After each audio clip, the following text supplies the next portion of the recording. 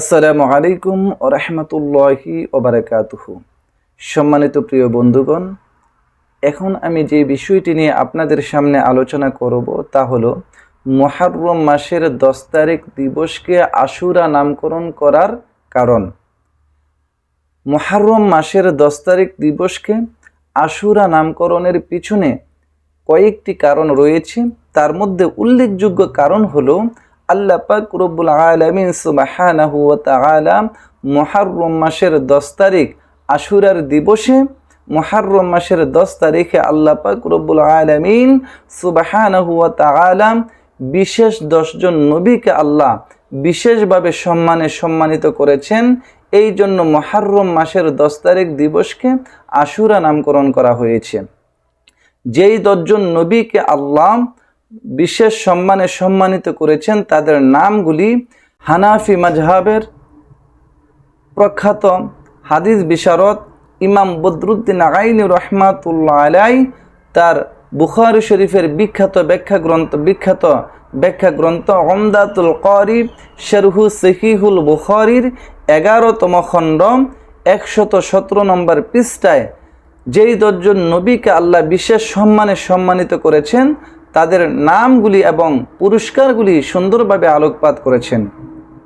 আমিও আপনাদের সামনে আলোচনা করছি। আল আউয়ালু আদামু আলাইহি ওয়াসাল্লাম তাবাল্লাহু ফিহি।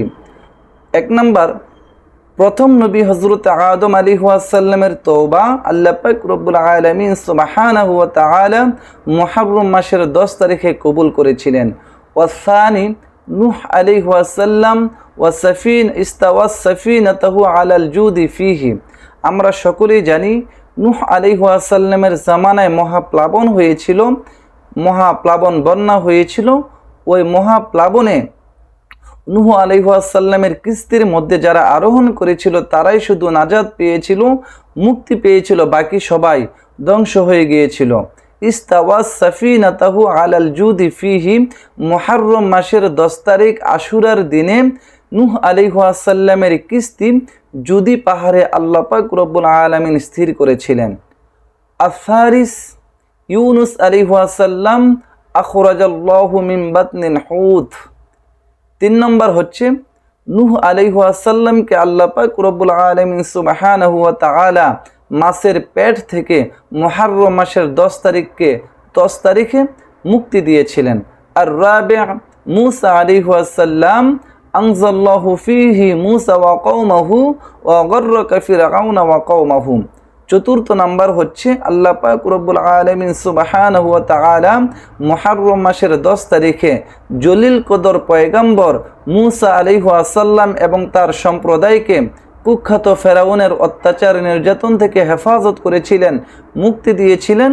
ওয়া গররাকা ফিরআউনা ওয়া কওমাহু, এবং কুখ্যাত ফেরাউন এবং তার দলবল সহ আল্লাহ পাক রব্বুল আলামিন তাদেরকে এই মুহররম মাসের 10 তারিখেই ধ্বংস করে দিয়েছিলেন। আল খামিস দাউদ আলাইহি ওয়াসাল্লাম তাবাল্লাহু ফিহি। 5 নম্বর হচ্ছে আল্লাহ পাক রব্বুল আলামিন মুহররম মাসের 10 তারিখে দাউদ আলাইহি ওয়াসাল্লামের তওবা কবুল করেছিলেন। আস-সাদিস ইয়াকুব আলাইহি ওয়াসাল্লাম রদ্দাল্লাহু ফিহি ওয়া বাসারা। 6 নম্বরে ইউসুফ আলাইহি ওয়াসাল্লামের বাবা ইয়াকুব আলাইহি ওয়াসাল্লামের চোখের জ্যোতি আল্লাহ মুহররমের 10 তারিখে ফিরিয়ে দিয়েছিলেন। আস-সাবি' ইউসুফ আলাইহি ওয়াসাল্লাম আখরাজাল্লাহু মিনাল জুব্বি ফিহি। 7 নম্বর হচ্ছে আল্লাহ পাক রব্বুল আলামিন সুবহানাহু ওয়া তাআলা ইউসুফ আলাইহি ওয়াসাল্লামকে কূপ থেকে বের করেছিলেন। আসামিন ইব্রাহিম আলাইহি ওয়াসাল্লাম বুলিদা ফিহি। 8 নম্বর হচ্ছে মুসলিম জাতির পিতা মিল্লাতি আবিকুম ইব্রাহিম হুয়া সাম্মাকুমুল মুসলিমিন। মুসলমান জাতির পিতা হযরত ইব্রাহিম আলাইহি ওয়াসাল্লাম এই মুহররম মাসের 10 তারিখে জন্মগ্রহণ করেছিলেন। আত-তাসি ঈসা আলাইহি ওয়াসাল্লাম বুলিদা ফিহি ওয়া রুফিআ ফিহি।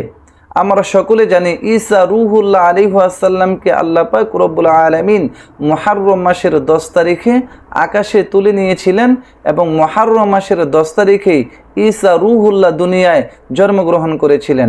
العاشر نبينا محمد صلى الله عليه وسلم فيه ما تقدم غفر له ما تقدم من ذنب وما تأخر 10 নম্বর হলো নবিগুল আম্বিয়া হুজুরপুর নূর সাল্লাল্লাহু আলাইহি ওয়াসাল্লামকে আল্লাহ পাক রব্বুল আলামিন সুবহানাহু ওয়া তাআলা মুহররম মাসের 10 তারিখে নিষ্পাপ বেগুনা মাসুম বলে ঘোষণা দিয়েছেন সুবহানাল্লাহ। সুতরাং আমরা যেন এই মুহররম মাসে আদব কায়দা নিয়মগুলি মেনে চলতে পারে আল্লাহ যেন তৌফিক দান করেন, আমিন।